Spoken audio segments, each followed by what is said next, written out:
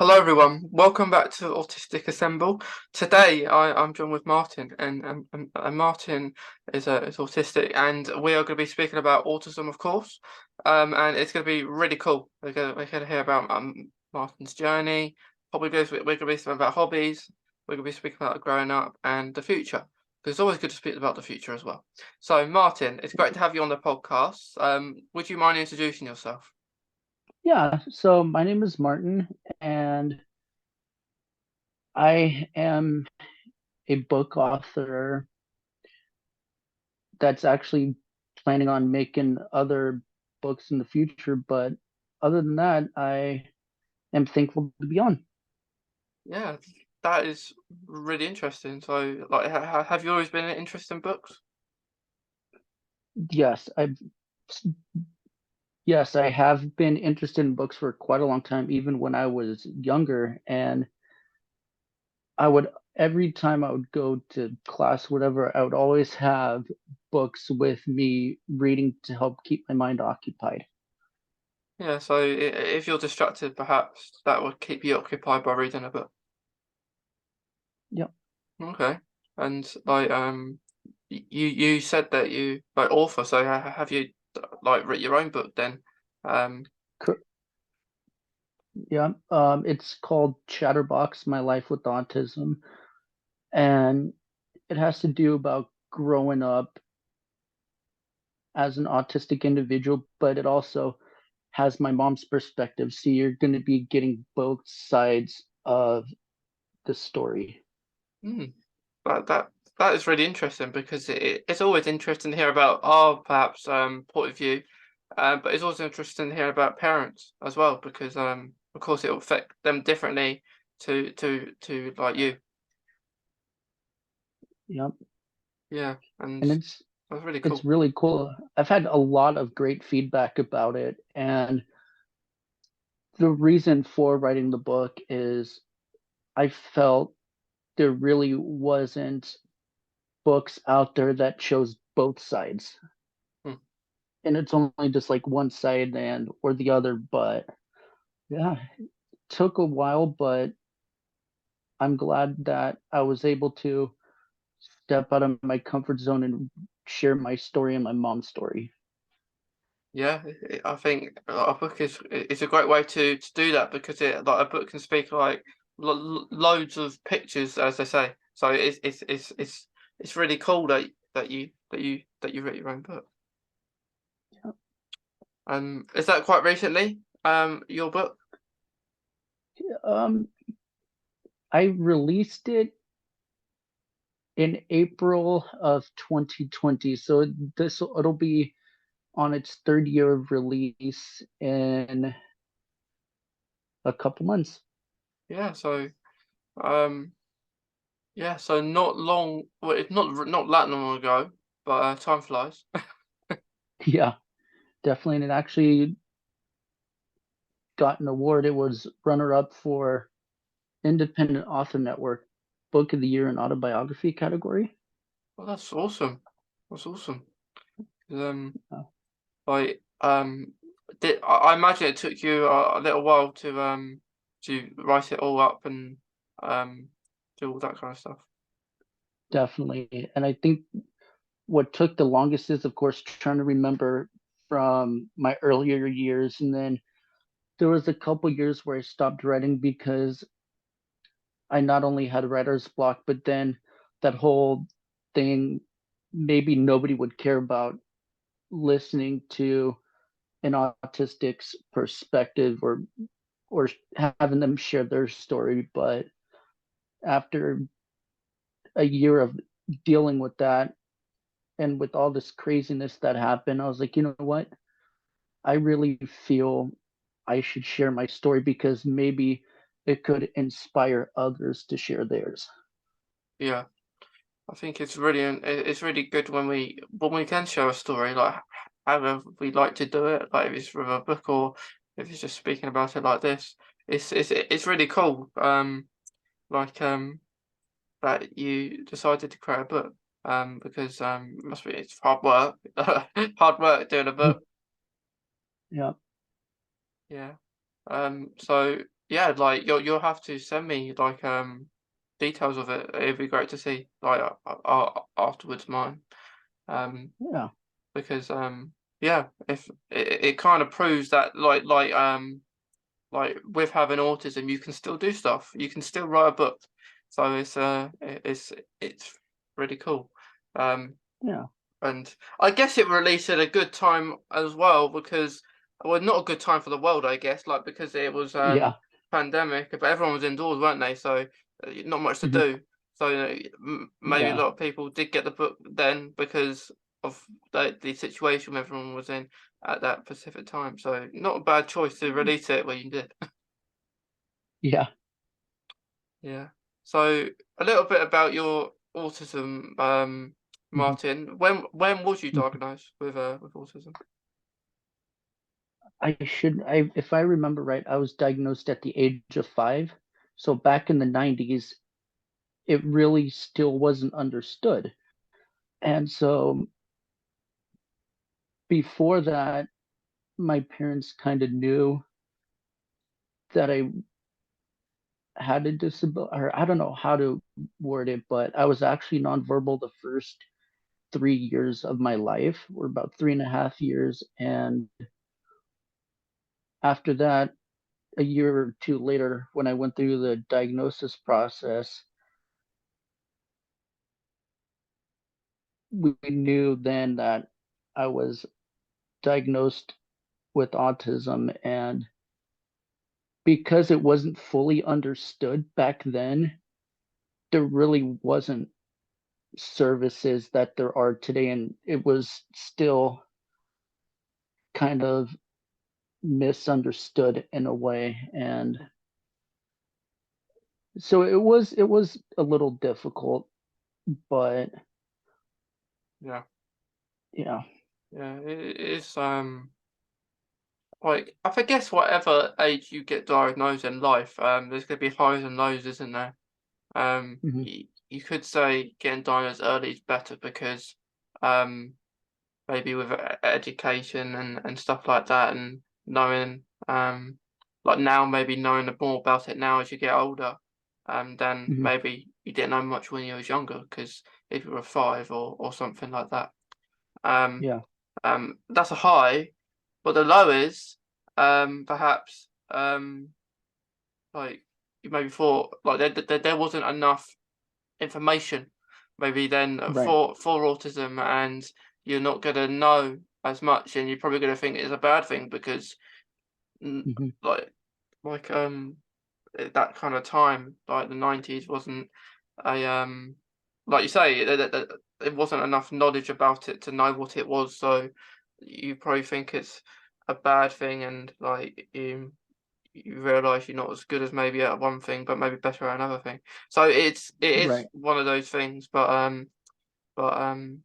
yeah, but at least you got a diagnosis. I think that's the main thing. It's hard getting a diagnosis of anything now, isn't it? Yeah. Oh yeah.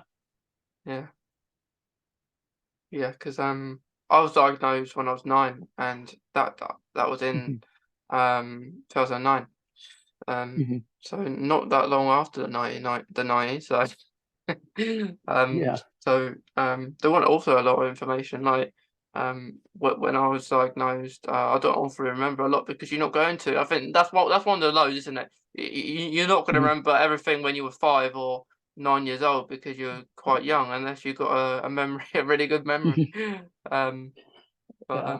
um, but yeah, I when I was younger, Martin, I thought autism was a bad thing and stuff like that, and it didn't. I didn't know much about it until probably I was about 15, 16, perhaps.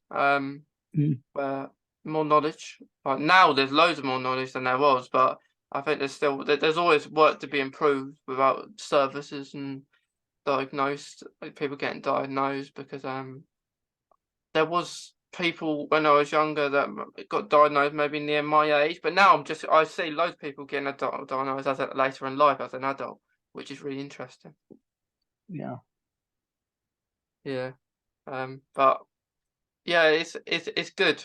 It's good that we get a diagnosis. Like, would do you think it was? do you ever wonder if you if you didn't get a diagnosis when you did, and you maybe got a diagnosis young, older in life? Do you ever kind of wonder if that could have happened? Potentially, but I will admit I'm not really sure. I mean, it probably would be totally different, and I'd probably, if I didn't have a diagnosis back then, I'd probably think to myself, is there anything different about me that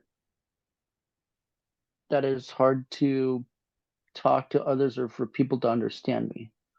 Yeah, yeah, I agree. Definitely agree. Um, like with growing up, like how was it like growing up with autism? It was definitely a roller coaster. So, I mean, there was always those good times, there's always the difficult times, especially during school. I mean, because back in the day, they really didn't know much about it. So, special ed was still kind of new and being placed in regular classes, like teachers would not be supportive at all. And then peers, I get bullied a lot. And it was definitely difficult, but there were some good things though. I mean, as the years went on, teachers were more understanding and supportive. And in middle school, we did this one thing where during lunch, we'd have a classroom set up where all of us could gather in a room and just play games and eat and hang out with. So I thought that was really, really cool. And yeah, it was definitely what's the word I'm looking for?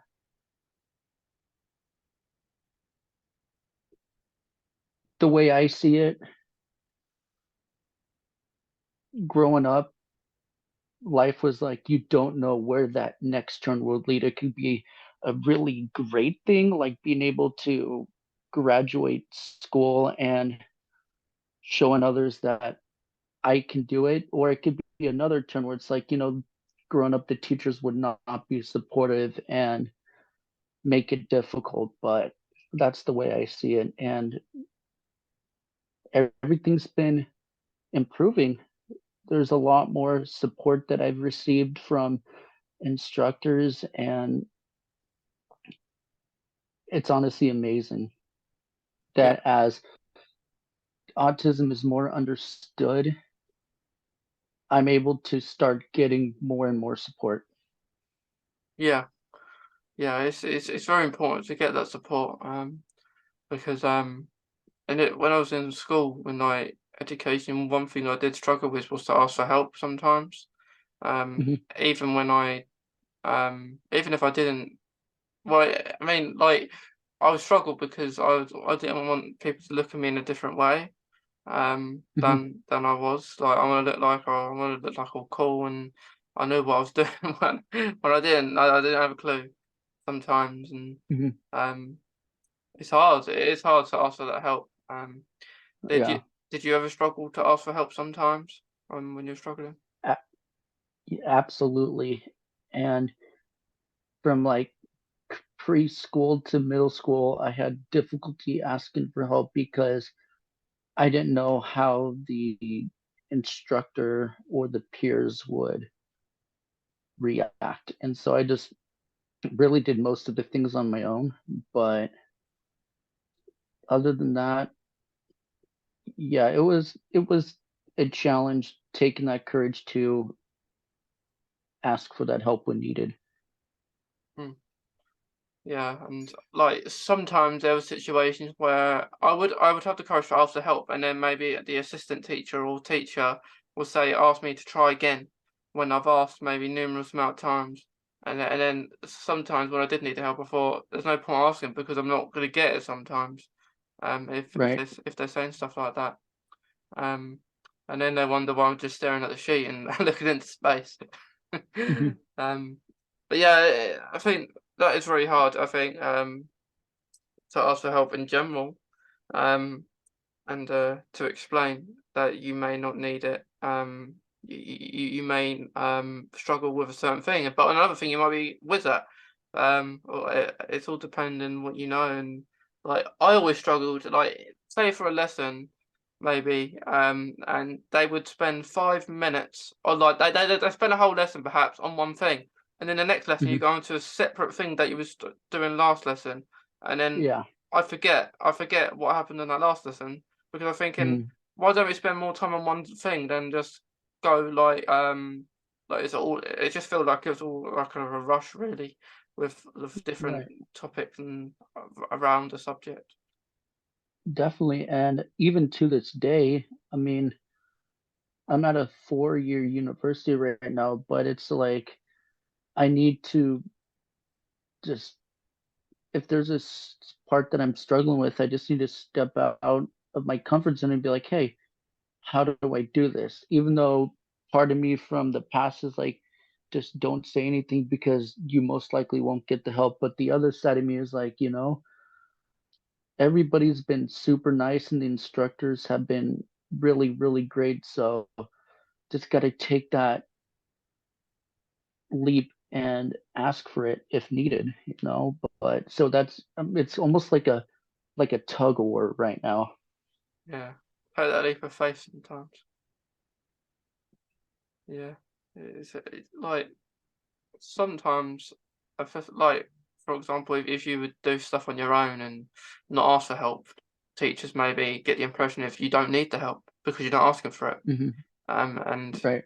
and which is not the case all the time. Like sometimes you that might be the case, but if you're just not getting it and you just I guess sometimes you just don't want to interrupt what the teacher's doing or Hmm. disturb them. But I think asking for help is just generally hard. Maybe easier now. I mean, but some people maybe still hard, but I think it depends maybe the person that is helping you, maybe how their behaviour is or how they are. Right. If they're more a stricter person, perhaps that's maybe a little bit harder because of maybe stricter teachers or people want to want you to do it yourself and really Yeah. and not and they just say everyone do your work and stuff like that. Um, Right. and yeah, it's just generally hard, isn't it? Yeah. Yeah. Um, but so for what are your plans for the future? I know you've done a book, so what does Mm-hmm. the future hold for you, Martin? So my future, I'd like to start a company and provide services like I received growing up and kind of return the favor and kind of really, really help those who need it. Some other plans that I have are go to different speaking events and talk with others to share my story in hopes that they will be able to share theirs. And I think the biggest would have to be supporting the parents because I know how difficult it is, especially with those with newly diagnosed children. And I've actually started that a little bit. I spoke with parents in Dubai a couple times, and they, I mean, they've been super appreciative of me. And I just feel like I want to be able to travel and show support for the parents, give them or show them that, they mean a lot to us children and that they are our heroes when we need it the most. And I'm also planning on working with different sports teams to promote autism awareness and acceptance and really hope to build a sensory room for these kids in case they get overstimulated from the crowd noise and everything. Yeah, I think that's a And really good yeah, idea because I think sensory rooms are really nice. Um, mhm, um, because I remember like I transferred from like a public mainstream school and then I went to a more school to like where people have autism and other needs, and they had sensory rooms there and I loved it and I love all the lights and STEM toys as well in there. They are really mhm, good and like when you speak about sport, I think more sports venues should have them with sensory because it's just really helpful with more sensory rooms around with different kind of I guess organizations and places and jobs even like you could have one yeah, in something that is anything. They could be anywhere really, um, and definitely. and not just in schools. Perhaps that like just other. It could be just like a um a drama. Like if you like acting or something like that, it might be Mhm, like something like that. So like I think most job kind of places, I think um universities and stuff like that would really benefit from the central. exactly. Yeah. But it's a really cool idea and it's good that you like to go into these different speaking events as well. Um because do you so within these speaking events, Martin, is it generally autism that your focus is to speak about? Correct. So like I'm trying to remember because most of these I've done were on Zoom, of course, but what I've been really doing is focusing not only sharing my story, but also I I'll have to after I'll have to send you a link to a couple of my speeches that I did, but it has been a while since I've really done one, but Yeah, yeah. yeah. It's I think I kind of like if you send me, I can have I can have a little look and see because the speeches are like we spoke about before, didn't we? We spoke about like on Zoom and stuff like that. Online is I think Mhm. much easier than in person.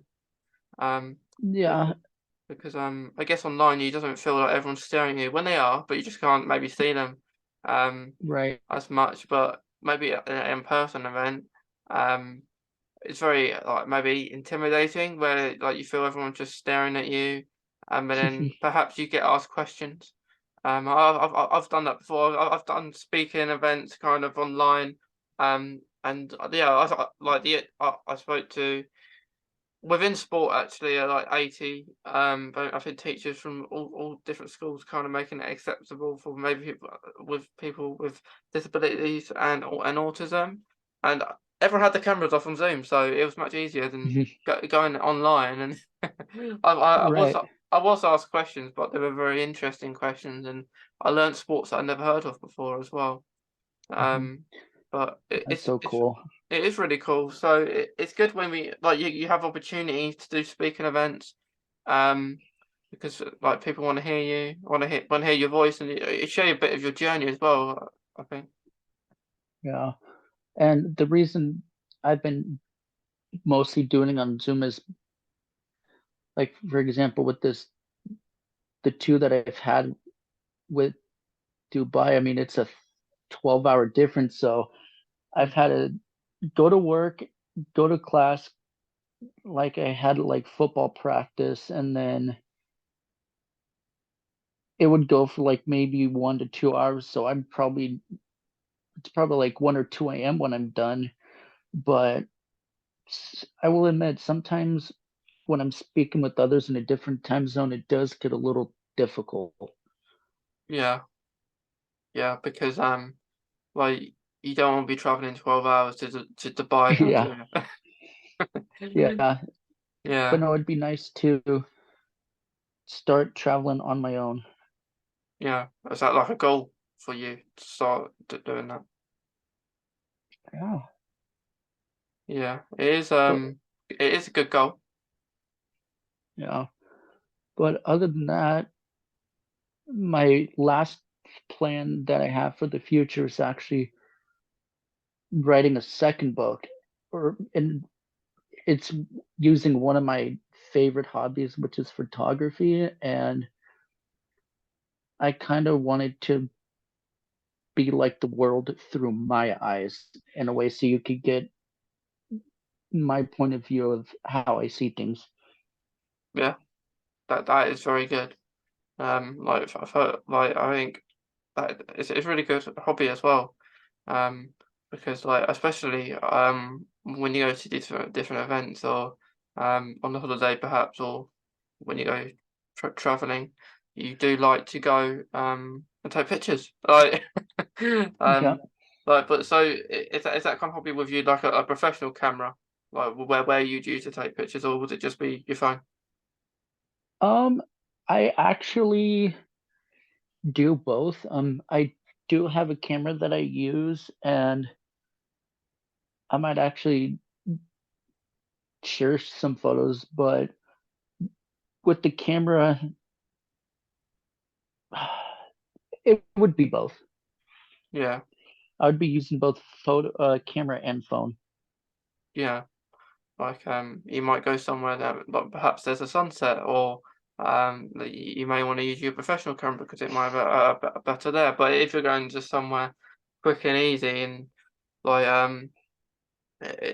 either is good. Either is good. Um like so so you is your like because you said that you eventually want to do another book.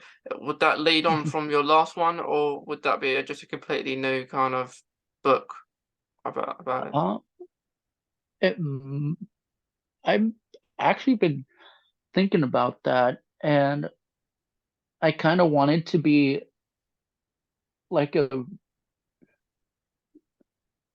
a sequel to this book, but more like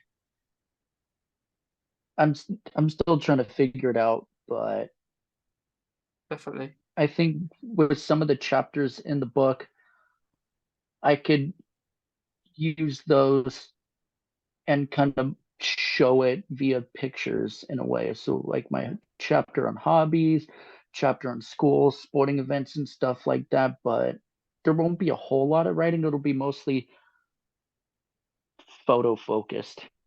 Yeah, and it's the first book you've done. Is that just writing, or is there any photos in that one? Just writing. Just writing.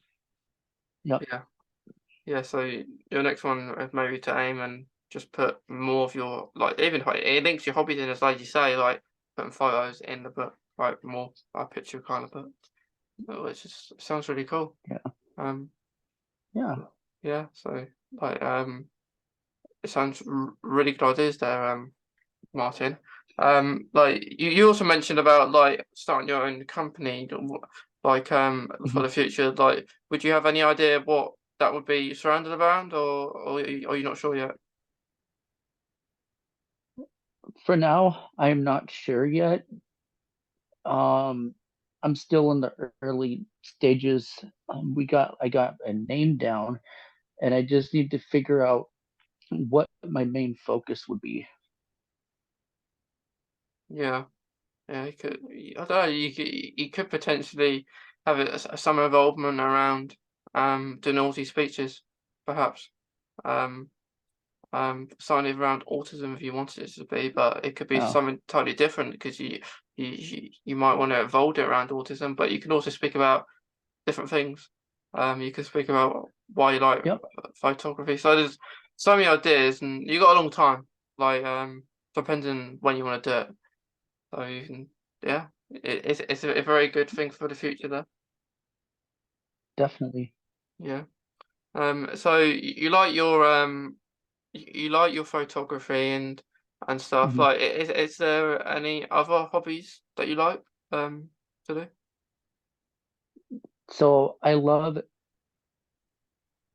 sports and anything that involves physical activity like movement because it helps keep me focused like after a really stressful day, I'd play soccer or football. I actually preferred football, but and doing something like that, it helps keep my mind distracted from how the day went, and then it could also clear my mind to be ready to study or get ready for work, and I'd be in the right mindset. And I also love music. I play different instruments. I think it's like 6 or 7 different instruments that I play. And I also do electronic music, so EDM and stuff like that. Oh, that's pretty cool. Like, do you have a favorite instrument, or do you just like them all that which you can play? When I was growing up, I was taught the piano, and then middle school to high school was the violin and saxophone and the drums, I believe. And then currently, I play the guitar, and I kind of self-taught myself how to play by listening to the different strings that were hit, and I was able to kind of mimic how it would sound. And yeah, I'm currently with the guitar, and I honestly love it, and it's very relaxing to me, especially after a long day at school or work. I'd bring out my guitar and I kind of play relaxing music just to help calm the brain down from being overstimulated. Yeah, I think that's a really good idea because um playing like music is got a really much impact, I think, when you're autistic as well, because like you may play a song that over and over again, maybe the same one. Um um Mhm, I know I do. But like I always listen to it like if I'm doing something that maybe will distract me, I'll listen to music mhm. and it'll kind of keep me on track um a little bit. So like yeah, music has a massive impact and yeah, it's good you can play 7 instruments. Better than me, mine. I can't play one. Mhm. Yeah, it's a Yeah, good but skill. growing older, as I was growing older, I kind of winded down to like just two currently. Hmm.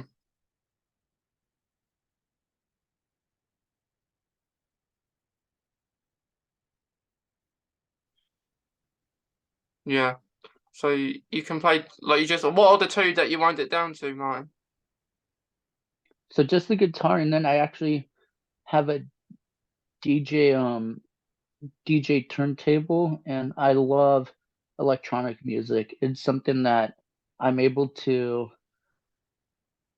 be myself, and just even if my dancing is awful, I still love it. And the way that the rhythm works, it's very stimming. That's kind of one of the ways that I stim, listening to electronic music and then dancing to it.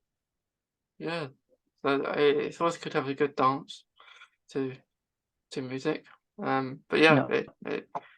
good instruments like but like so with sport, do you just like every sport or is like football your favorite or another sport your favorite or do you just like them all? I like most. I would say so. Definitely soccer slash football. I don't know what they call it here in the States that much, but I also baseball, football, hockey, or like American football and basketball and stuff like that. Hmm, Yeah. yeah. I also, but I would like soccer is soccer and baseball are my two most favorites, and I actually am one of the Special Olympics coaches for one of the pro teams here where I am, and it's honestly it's honestly fun in being able to teach those that love the game like I do. Yeah. It's always good to teach people. It makes you feel good. Yep. Yeah. It's it sounds like you're doing really good and like the future to go. good high hopes for you there, Martin. Like Yeah, yeah, writing another book, writing doing more stuff like speeches and starting your own company. So yeah, it's a good future ahead. It's good to have these goals because like you get told that when you're in school, don't you? They say to you, what do you want to do when you're older? And you don't know then. It's until maybe you're a little bit older where you have a bit yeah, more. Not you're gonna know more when you're maybe a little bit older than you are in school. Because and then even other teachers have even said to me because they have to ask. I think it's part of the how they do things, and even teachers say you're not going to know yet, are you? Like what you want to yeah, do. And like because they try and start you off really early on, but sometimes, like as we know, when you're autistic, it's hard to get a job anyway. So starting your own company is a good, really good choice there. Because like you can do it when you want, where you want. So so you can yeah. your own thing. I will admit though, like there was a few times where I couldn't figure out what I'd like to do in the future, and early in the years when I was diagnosed, I really I was like, why was I dealt this sort of hand? You know, I didn't know what to do. It was definitely not easy. And then as I grew older and seeing others just like us, I just felt, maybe this is something I want to do. I want to be there for others like us, and the rate here in the US is actually really, really high. Um, Back when I was first diagnosed, it was 1 in 146 kids, I believe. But as of last year, it's 1 in 44. Mm, So it's a huge jump. But, and now it's like, I really feel I need to really be there and help those. yeah. It's good. It's really good because like when we do stuff like this, like having a podcast, going Yeah. on podcasts, doing speeches, doing stuff Hmm. like we're saying like books here and there, your own book, all that Hmm. kind of proves like to like the neurotypical people out there that you can still do stuff like even if when you're autistic doesn't mean you can't. Like, of course, Right. everyone's not going to do everything. I think that's a bit Hmm. of impossible. um, Yeah. but we can do stuff like I like football too. Like football's one of my really good interests. Um, and it's like really rewarding. When you're tired, but it's not nice feeling when you're tired. But um, Hmm. I guess you're gonna get really tired if you write a book. It's not happening overnight, really, is it? Unfortunately.